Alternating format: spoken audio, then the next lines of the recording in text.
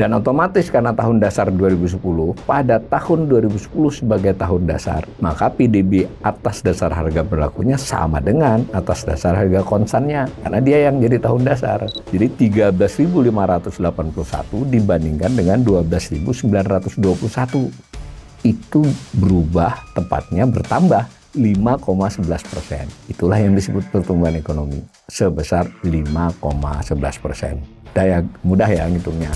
Nah, di masa Soeharto itu kita pernah mencapai pertumbuhan 9,88%, malah menurut beberapa perhitungan itu mungkin 10% ya. Kenapa begitu? Antara lain disebabkan kita memang sangat bergantung pada produksi sumber daya alam ya, minyak, minerba lah secara keseluruhan, 7%-an jatuhnya jadinya. Tapi ada tahun-tahun yang dia malah 2,25, jadi fluktuasi. Pemerintah dan Bank Indonesia ini bisa dikatakan terlampau optimis. Tentu netizen kita jangan percaya Bank Dunia dan IMF. Buat runtutan ya, itu di tahun-tahun yang lampau lebih presisi perakiraan IMF dan Bank Dunia dibandingkan APBN. APBN cenderung menaruhnya ketinggian.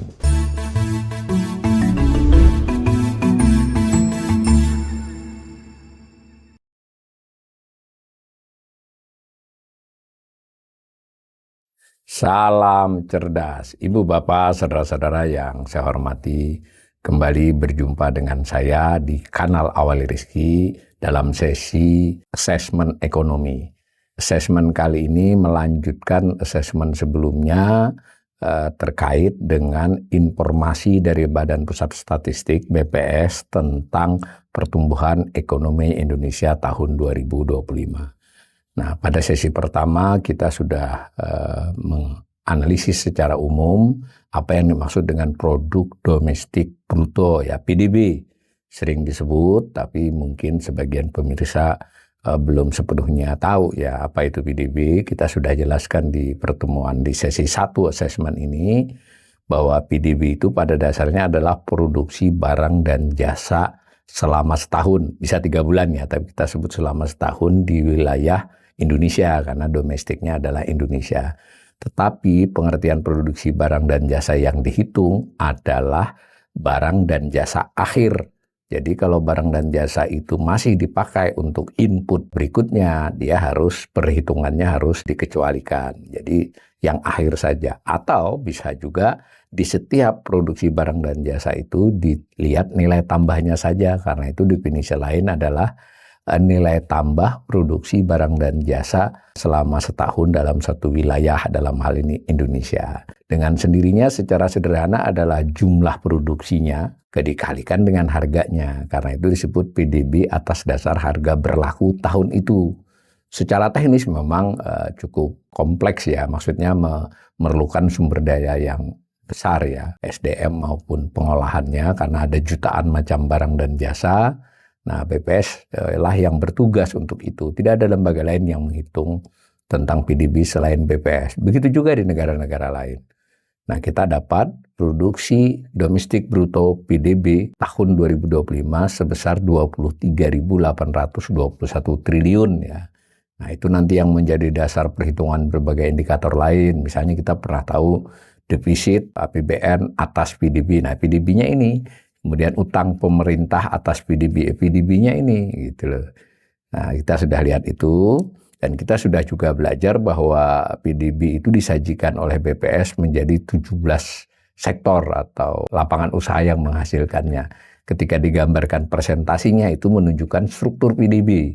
Pada tahun yang bersangkutan bisa dibaca sebagai struktur ekonomi. Nah, bisa dibandingkan dengan tahun-tahun sebelumnya, tapi kalau orang menganalisis struktur ekonomi umumnya 5, 10, 15, 20 tahun, bukan antar tahun ya. Dari data tersebut, BPS kemudian mengolah lagi untuk mencari berapa sih sebenarnya barang dan jasa yang diproduksi dengan menghilangkan faktor harga. Tadi kan PDB harga berlaku kan kuantitas kali harga saja. Nah, BPS mencoba memperkirakan kuantitasnya saja. Nah, karena itu dibuat istilah tahun dasar untuk menyamakan supaya kenaikan harganya tidak terikut dalam perhitungan. Nah, harus dibuat tahun dasar tertentu. Selama ini kita mengenal tahun dasar 73, 83, 93, kemudian 90, 2000, 2010 terakhir. Mestinya seandainya tidak ada COVID, mungkin kita sudah pakai 2010 ya. Tapi karena penentuan tahun dasar itu menurut acuannya dari SNE 2008 yang jadi acuan maupun secara lazim Badan Statistik PBB menyarankan itu kelipatan 5 atau 10 dan dilakukan pada saat tahun perekonomian relatif stabil. Ya kan? Jadi 2020 itu kurang cukup syaratnya untuk jadi tahun dasar. Kita belum tahu ini BPS akan pakai tahun dasar berapa, mungkin 2025 ya, tapi biasanya upaya menentukan tahun dasar itu ada banyak pertimbangan. Nah, maka hingga saat ini kita masih pakai 2010. Nah, tadi 23.821 triliun itu adalah kuantitas barang dan jasa akhir yang diproduksi tahun 2020 dikalikan harganya. Nah, harganya kan sepanjang tahun ada perubahan, karena itu tentu diperlukan rata-rata tertimbang dari masing-masing barang itu. Kalau 23.821 triliun itu diberi harga seolah-olah harga 2010 sebagai tahun dasar. Nah, itu artinya adalah PDB atas dasar harga konstan. Konstannya tahun dasarnya 2010. Nah, itu kan sebelumnya waktu tahun lalu juga sudah ditemukan PDB atas dasar harga konstan tahun 2024.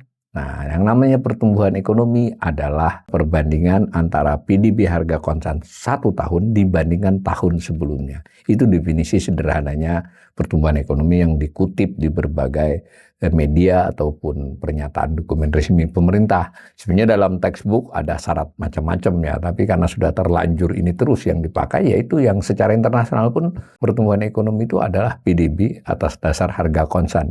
Gross Domestic Product at constant price gitu ya.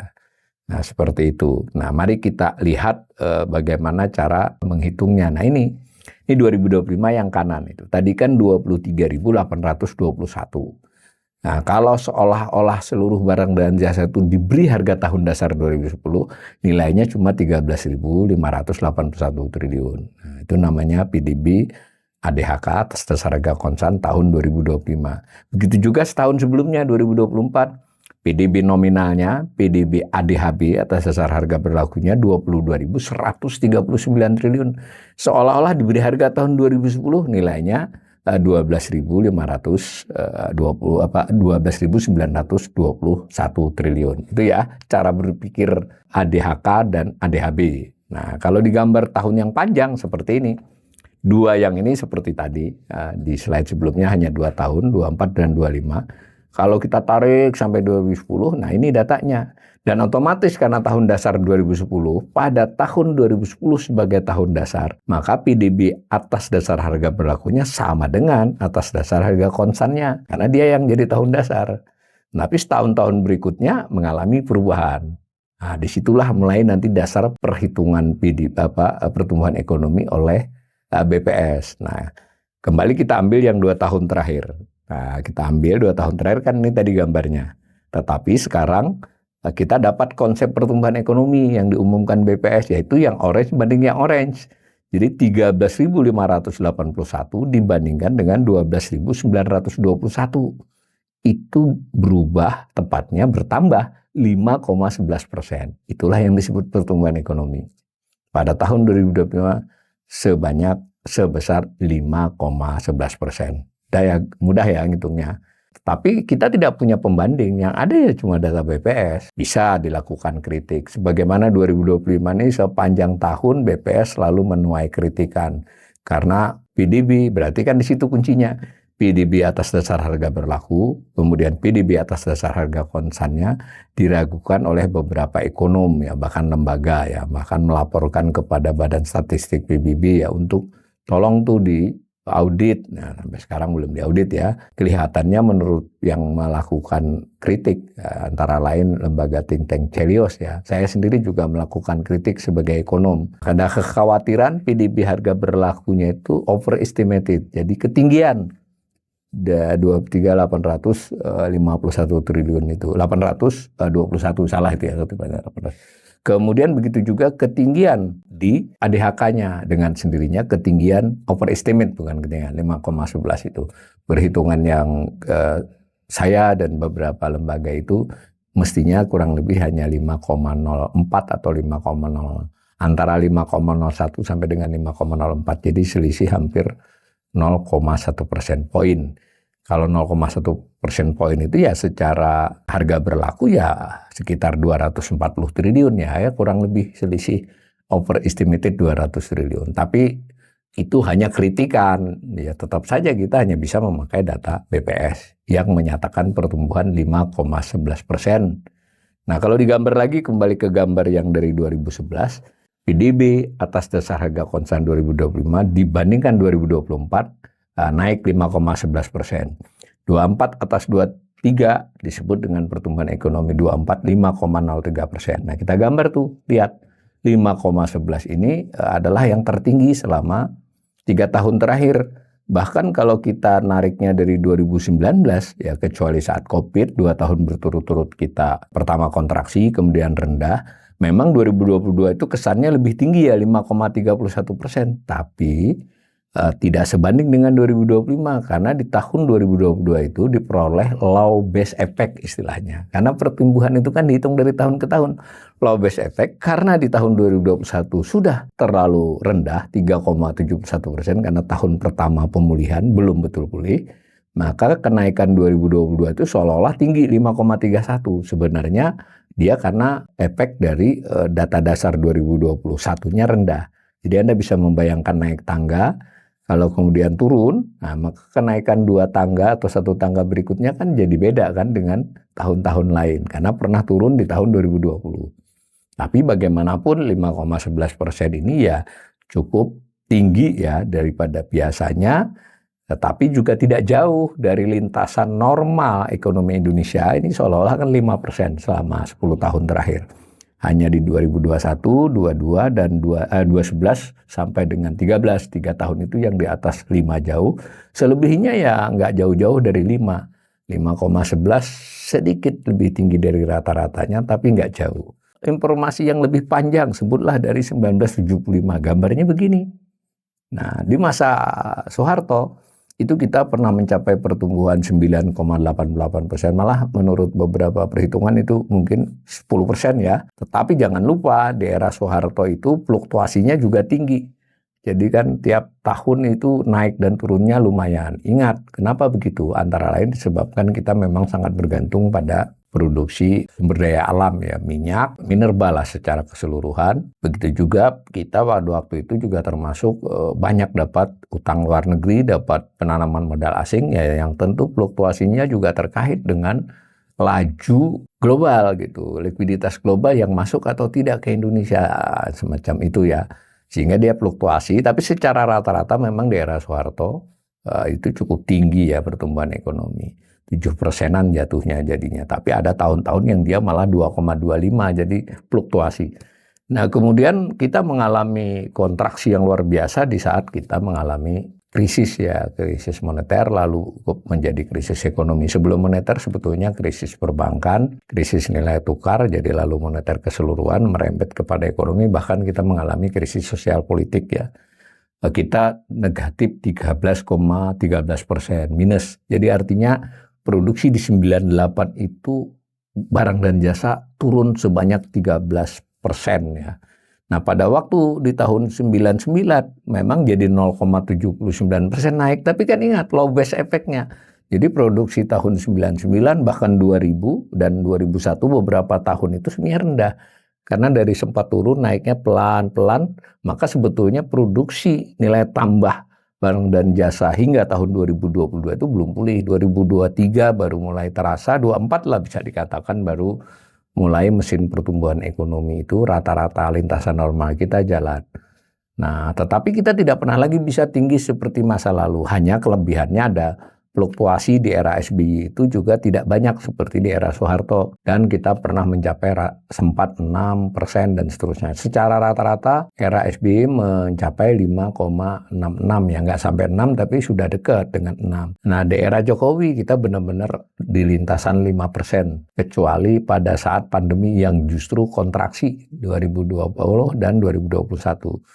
Prabowo berambisi untuk menaikkannya menjadi 8%, tapi setahun perjalanan 2025, ambisi itu belum terpenuhi ya. Dan ketika kita lihat asumsi APBN 2026 yang berjalan ini juga masih 5,4. Nah kalau kita juga lihat proyeksi di nota keuangannya, itu masih di kisaran 5,6 di 2027. Target loh ya, tapi nanti kita kembali ke situ. Ini yang namanya pertumbuhan ekonomi. Nah, lalu ada informasi lain dari BPS yang sifatnya 3 bulanan. Jadi triwulan itu 3 bulan kan. Maka data BPS itu dirilis setiap 3 bulan. Berarti ada 4 kali data PDB ya, triwulan 1, 2, 3, 4 ya. Berarti akhir Maret, akhir Juni, akhir September, dan akhir Desember. Lalu dapat setahunnya. Nah, maka bisa juga dilihat pertumbuhan ekonomi triwulan 4. Berarti dari produksinya Oktober, November, Desember 3 bulan saja, dibandingkan dengan 3 bulan yang sama tahun lalu. Jadi kan PDB triwulan 4 di 2025 dibandingkan dengan triwulan 4 2024. Nah itu namanya pertumbuhan ekonomi triwulanan year on year. Tahun dibandingkan tahun sebelumnya. Nah angkanya 5,39%. Lebih tinggi kan tadi dari yang setahun. Setahun itu kumulatif berarti kan 4 triwulan, 12 bulan. Nah yang 3 bulan ini 5,39 itu saya kasih gambar, maksudnya pertumbuhan itu ya dari triwulan yang sama tahun sebelumnya. Nah ini gambar orange itu untuk menunjukkan dari tahun 2020. Apa maksud data semacam ini? Untuk kita lihat pola musiman. Oh memang biasa triwulan 4 tuh naik atau turun. Oh triwulan 1 cenderungnya turun, 2 naik. Nah itu untuk lihat pola itu. Pola ini kalau dilihat dengan cermat, apalagi nanti lihat spesifiknya, nanti kita ada sesi untuk sektoral lagi dan komponen pengeluaran. Nah itu tadi keskeptisan beberapa pihak atas data BPS karena tidak sejalan dengan polanya. Nah itu ya kan, belum tentu juga BPS berbohong, tapi kan boleh dong orang, kenapa ini polanya begini? Umpama pola seseorang itu begini-begini, dia kemudian suatu ketika melakukan aktivitas gestur dan yang tidak sesuai polanya, boleh dong. Kenapa? Sakitkah dia? Atau dia pencitraan kan semacam itu. Nah ini yang penting kita dapat nih year on year seperti ini. Nah kalau saya gambar khusus triwulan 4 saja, ini kan semua triwulan 1 sampai 4 selama 6 tahun, 2020 sampai dengan 2025. Kalau saya ambil yang hanya triwulan 4 saja, jadi dari data ini yang diambil hanya triwulan 4-nya, tapi dibuat data dari 2011. Nah, dapat pola ini. Nah, ini kan kita dapat nih, pola musiman pertumbuhan ekonomi triwulan 4. Nah, nampak memang 5,39% di tahun 2025 ini tertinggi selama 11 tahun terakhir. Kecuali 2011, 12, 13. Berarti ya juga mungkin saja segitu, karena pernah. Hanya saja ada bedanya. Ketika 2011, 12, 13 diingat pertumbuhan ekonomi di atas 6%, kecuali 2013 yang mepet dengan 6%, 6%-an semua. Nah sekarang 5,11 triwulan 4-nya kok 5,39%. Ini misalnya. Jadi timbul kekhawatiran triwulan 4 ini overestimate. Kelebihan BPS memperkirakan produksi domestik bruto triwulan 4. Ini contoh saja.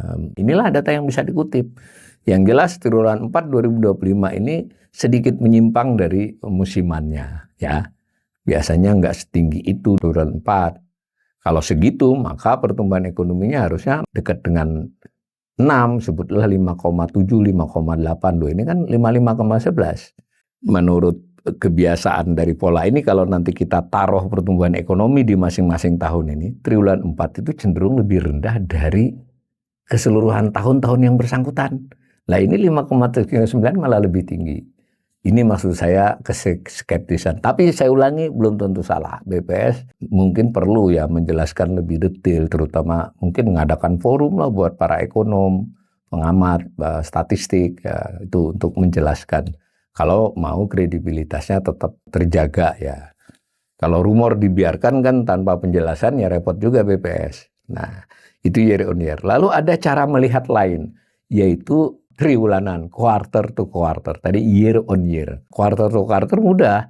Triwulan 4 2025 dibandingkan triwulan 3 2025 itu namanya pertumbuhan triwulanan. Tapi sekali lagi jangan lupa, menghitung pertumbuhan adalah dari produk domestik bruto atas dasar harga konstan, ADHK ya, bukan yang harga berlaku. Nah, diperoleh angka 0,86%, 86%. Jadi di triwulan 4 2025 ini dibandingkan triwulan 3 2025 tumbuh sebesar 0,86%. Nah, bisa dilihat polanya ini selama 5 tahun. Kalau triwulan 4 itu cenderung lebih rendah apa lebih tinggi dibandingkan triwulan 3. Seberapa tingginya? Gambarnya memang ada kecenderungan triwulan 4 selalu lebih rendah, cenderung lebih rendah dari triwulan 3-nya. Maka dari sisi itu sebetulnya triwulan 4 ini masih sesuai pola. Secara pola 4 dibandingkan 3. Lajunya ya, karena 0,86 kan lebih besar, lebih rendah daripada waktu triwulan 3 tadi 1,42%. Secara ini mengurangi tadi kritik tadi bahwa oh ini polanya benar kok secara ini. Nah, tapi kita juga meriksa lagi bagaimana khusus pertumbuhan triwulanan di setiap triwulan 4 selama 15 tahun. Dapatlah kita gambar ini. Nah, itu kan 0,86 tadi. Tahun lalu triwulan 4 hanya tumbuh 0,53%. Saya ulangi, pertumbuhan triwulanan. Di atas tadi kita belajar pertumbuhan tahunan. Nah, kalau dilihat ini 0,86% ini juga sedikit beda dengan pola biasanya. Tinggi banget itu. Pernah tinggi di tahun 2021, 1,05%. Jadi ini nomor 2 tertinggi sepanjang 15 tahun, maaf. Kenapa 2021 tinggi banget? Jangan lupa, low base effect. Karena triwulan 3 2021 itu dampak COVID masih besar. Kemudian triwulan 4-nya sudah sangat membaik, maka tumbuhnya 1,05%. Tapi 2025 ini 0,86 itu dianggap tidak terlalu meyakinkan karena kelihatannya dari berbagai info lain triwulan 4 itu tidak sedemikian lebih baik daripada triwulan 3-nya. Dan ketika dibandingkan banyak triwulan 4 sampai sebelum COVID itu umumnya triwulanannya kontraksi. Tadi benar year on year-nya turun, itu polanya sama. Tapi di banyak tahun triwulan 4 itu malah memang lebih rendah dibandingkan triwulan 3. Ini kan tinggi. Tapi dari sisi ini juga kita melihat sejak 21 sampai 24 pun memang triwulan 4 itu pertumbuhan triwulanannya lebih baik dari triwulan 3. Tetapi tidak sedahsyat 2025 ini. Dengan pengecualian 2021 low base effect ya. Maka di sini memperkuat keraguan yang membutuhkan mungkin informasi lebih banyak dari BPS. Ini kok polanya begini. Nah, kemudian asesmen saya yang berikut adalah soal proyeksi. Nah, APBN telah ditetapkan. Itu berarti adalah proyeksi, bisa juga dibaca sebagai target pertumbuhan ekonomi pemerintah. Karena APBN kan di tahun 2026 pemerintah itu, ini APBN saya tulis, menargetkan 5,4%. Nah, 2027-nya di dalam dokumen nota keuangannya ada juga menargetkan 5,6%. Sebetulnya rata-rata target itu kadang pakai angka tengah. Kalau 5,4 ini spesifik, 5,6 ini dari ring, kemudian ambil titik tengahnya, 5,6. Nah, Bank Indonesia proyeksinya sedikit berbeda dengan pemerintah. Bank Indonesia misalnya 2026 ini mematok itu 5,3. Titik tengah target Bank Indonesia. Sedangkan di tahun 2027, titik tengah dari target ringnya itu 5,5. Jadi hampir sama kan, pemerintah 5,4 dan 5,6, Bank Indonesia 5,3 dengan 5,5. Nah, tetapi kita juga memperoleh informasi dari dokumen laporan pihak lain ya, dalam hal ini misalnya Bank Dunia. Bank Dunia mengeluarkan Desember lalu, Desember ya berarti belum lama, itu melihat di tahun 2026 kita hanya tumbuh 5%, sedangkan 2027 melihat tumbuhnya 5,2%. Nah, IMF lebih baru lagi di bulan Januari ini proyeksinya tahun 2025 5,1, 2027 5,1. Dengan demikian pemerintah dan Bank Indonesia ini bisa dikatakan terlampau optimis. Tentu netizen kita jangan percaya Bank Dunia dan IMF. Tetapi dari data-data kalau nanti kita buat runtutan ya, itu di tahun-tahun yang lampau lebih presisi perakiraan IMF dan Bank Dunia dibandingkan APBN. APBN cenderung menaruhnya ketinggian. Sedangkan Bank Indonesia naruhnya rentangnya terlalu panjang, 4,7 sampai dengan 5,5 atau 5,6. Ya kan semua masuk, itu sebetulnya tidak lazim. Dengan kata lain, Bank Indonesia itu main aman untuk proyeksi, tapi kita anggap adil, setiap proyeksi Bank Indonesia kita buat tengahnya, titik tengahnya berapa. Nah, maka kita dapat angka seperti ini. Maka saya simpulkan, pertumbuhan ekonomi Indonesia pada 2025 5,11%. Cara menghitungnya dari PDB ADHK 2025 dibandingkan dengan ADHK 2024 nilainya ya. Terdapat perubahan apa? Ternyata terdapat kenaikan secara persentasi 5,11. Kalau khusus triwulan 4 ini pertumbuhannya 5,39%. Cukup mengejutkan pertumbuhan ini ya, karena ini tertinggi selama 11 tahun sejak 2014. Key pertumbuhan triwulan juga mengejutkan di triwulan 4 ini. Hanya kalah dari 2021, tapi jangan lupa 2021 tadi ada faktor low base effect. Nah, sementara pertumbuhan 2025 tampaknya secara umum tidak serupa pola biasanya. Tadi saya sudah sebutkan, tapi ya sih nggak jauh-jauh aman. Karena itu banyak pihak yang menilai kita tumbuhnya hanya sekitar 5,01 sampai 5,04. Sebutlah saya konservatif 5,04 ya. Berarti ada overestimated sebesar kurang dari 0,1, 0,08 ya. Itu berarti menyangkut nilai PDB ADHB sekitar 200 triliun. Kalau ADHK-nya separohnya, berarti ada overestimated segitu. Nanti kita bahas di sesi-sesi berikutnya soal ini. Tapi bagaimanapun itulah informasi yang diberikan BPS dan saya mencoba memberikan assessment secara umum terhadap angka-angka tersebut.